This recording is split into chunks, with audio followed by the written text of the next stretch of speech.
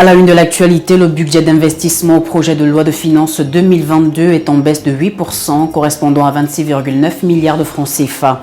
En poursuivant en économie, Investco Africa Group est en quête d'investissement au Gabon. La société a effectué une visite de travail à Libreville afin d'échanger avec les acteurs économiques, à suivre dans un instant. Et puis en environnement, on parlera de Robert Massoumbouko, représentant résident de la Banque africaine de développement, qui félicite le Gabon pour la résilience de son secteur forestier. Et puis on parlera également du ministre de l'Intérieur, Lambert Noël Mata, qui a convié le week-end écoulé les maires des communes de Libreville, Ovando, Akanda et Dontoum pour discuter sur la problématique de l'insalubrité. Voici pour l'essentiel des titres. Bonsoir et bienvenue à tous. Merci de nous rejoindre sur Média 241 pour l'édition du soir. Comme annoncé en titre, le budget d'investissement au projet de loi de finances 2022 est en baisse de 8%, un taux qui correspond à 26,9 milliards de francs CFA.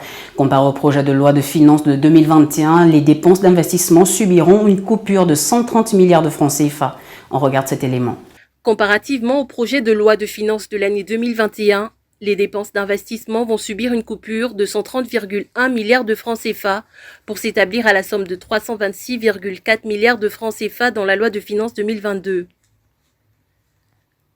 Initialement prévue à la somme de 353,3 milliards de francs CFA, elle enregistre une baisse de 8%, correspondant à 26,9 milliards de francs CFA dans la loi de finances 2022. Elle découle des dépenses hors compte d'affectation spéciale et résulterait, selon le gouvernement, de la volonté de privilégier les projets matures ayant fait l'objet d'études préalables. Alors qu'elle fait débat depuis son annonce au sein de la société civile gabonaise, du fait de son caractère léger, face à l'envergure des projets de développement en cours dans le pays, elle enregistre par ailleurs une baisse de l'ordre de 26,92 comparativement au projet de loi de finances 2022. Cette baisse devrait cependant compromettre la réalisation de nombreux chantiers et contraindre l'État à se tourner vers les emprunts pour financer les projets annoncés, à moins de parvenir à développer le segment des partenariats publics-privés qui se présente comme une solution face au recours à l'emprunt. Maurice Pebadi Nganzas, président directeur général de Investco Africa Group, a effectué une récente visite de travail à Libreville le 13 octobre dernier dans le but d'échanger avec plusieurs acteurs de la chaîne économique du pays, une visite qui traduit un potentiel investisseur au Gabon. Reportage avec Sabrina Messi. Dans le but de prendre une part active dans la mise en œuvre des partenariats publics-privés prônés par les plus hautes autorités gabonaises et contenus dans le plan d'accélération de la transformation, l'entreprise sud-africaine Investco Africa Group, ayant pour président directeur général un Gabonais en la personne de Maurice Pebadi Nganzas, a effectué récemment une visite de travail à Libreville du 4 au 13 octobre dernier, dans le but d'échanger avec plusieurs acteurs de la chaîne économique du pays. Cette jeune entreprise s'est donnée pour mission d'identifier les besoins spécifiques des États en matière d'investissement pour accroître les échanges entre le Gabon et l'Afrique du Sud. Durant ce séjour de travail, le PDG de la dite structure et sa délégation se sont entretenus avec différents acteurs sur plusieurs problématiques liées au développement du Gabon, à savoir l'eau et l'énergie, avec les responsables du ministère de tutelle. Au cours des échanges, une problématique fondamentale a été soulevée, à savoir comment parvenir à une solution visant le contrôle de la qualité de différentes eaux proposées à la consommation aux populations gabonaises. Il ne devrait en être autrement, le Gabon doit asseoir un instrument lui permettant de contrôler la qualité de l'eau qui est fournie à ces populations pour garantir leur sécurité, a souligné Maurice Pebadi Nganzas. Cette question a également été l'un des sujets abordés avec l'Agence gabonaise de normalisation, dont les missions participent au contrôle des normes de qualité. Aussi, la délégation venue d'Afrique du Sud s'est rendue dans la zone à régime privilégié d'Ongkok, où les échanges avec le directeur général de GESES se sont montrés mutuellement profitables.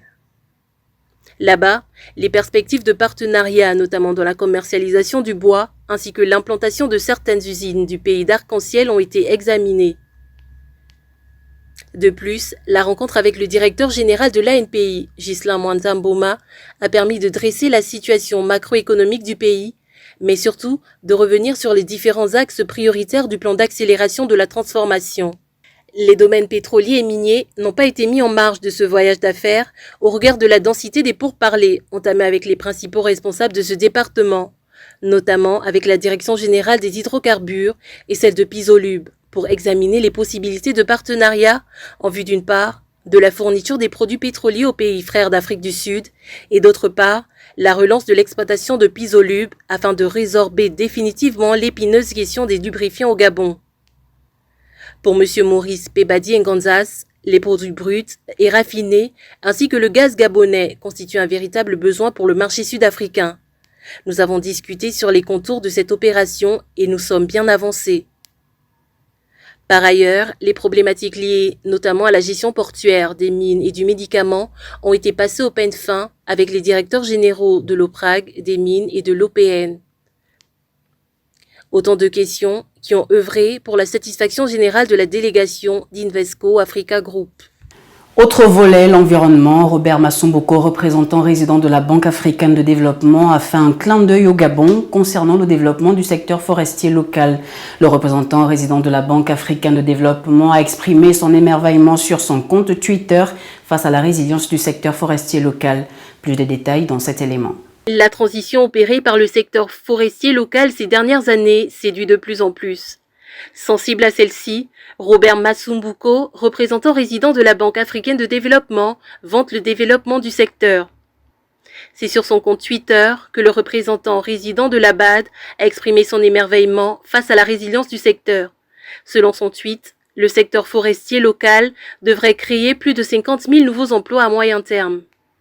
Si ces projections convergent avec les perspectives de développement du secteur du ministre des Eaux et Forêts, dirigé par le professeur Lee White, Robert Massomboko fait également remarquer que cette branche de l'économie gabonaise subit une transformation caractérisée par un rendement sain, des récoltes durables et une transformation 100% locale. Cette appréciation montre que les efforts entrepris par le Gabon depuis 2010 par la transformation locale de son bois et l'exploitation durable de sa forêt sont payants. À ces efforts, il faut ajouter le rôle stratégique joué par le Gabon dans la lutte contre les grands maux qui accablent l'environnement.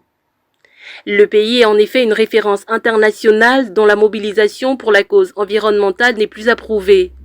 S'il a déjà été récompensé pour son empreinte écologique jugée responsable, le Gabon, bien que voulant développer son économie, ne perd pas de vue que la question de la préservation de la biodiversité est tout aussi importante. Parlons à présent du Grand Libreville. Les autorités communales veulent assainir la capitale. Le ministre de l'Intérieur, Lambert Noël Mata, a convié le week-end écoulé les maires des communes de Libreville, Ovando, Akanda et Dontoum pour discuter sur la problématique de l'insalubrité. Reportage. Le ministre d'État, ministre de l'Intérieur, Lambert Noël Mata, a convié le week-end écoulé les maires des communes de Libreville, Ovando, Akanda et Ntoum pour discuter de la question de l'insalubrité. Cette réunion d'urgence est intervenue alors que les villes du Grand Libreville font face à de nombreux maux, liés entre autres à la recrudescence du déficit de ramassage d'ordures, le manque de nettoyage des rues et l'incivisme des populations. En effet, de part et d'autre des artères des villes de Libreville, Ovando, Akanda et Ntoum, l'insalubrité bat son plein.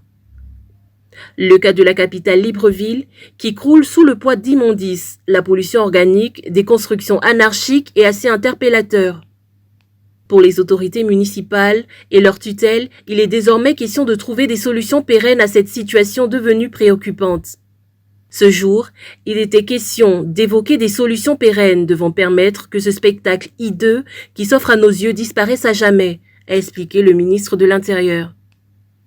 Pour le ministre, les mairies doivent prendre leurs responsabilités, car selon lui, la nouvelle loi sur la décentralisation donne aux maires d'arrondissement les pleins pouvoirs dans la précollecte et le ramassage des ordures ménagères. Pour soutenir l'action des municipalités, le ministre a annoncé la volonté de l'État à mettre à leur disposition du matériel, notamment des bennes et des bacs à ordures, afin de faciliter leurs travaux. Pour soutenir l'action des municipalités, le ministre a annoncé la volonté de l'État à mettre à leur disposition du matériel, notamment des bennes et des bacs à ordures, afin de faciliter leurs travaux.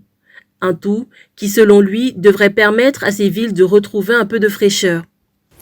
Et c'est ainsi que prend fin cette édition d'information. Merci de l'avoir suivi. Rendez-vous dès demain à 13h. Je vous souhaite de passer une excellente soirée. N'oubliez surtout pas de sensibiliser vos proches sur les cancers féminins et bien sûr d'observer les mesures barrières. D'ici là, restez câblés sur les programmes de Média 241. À demain.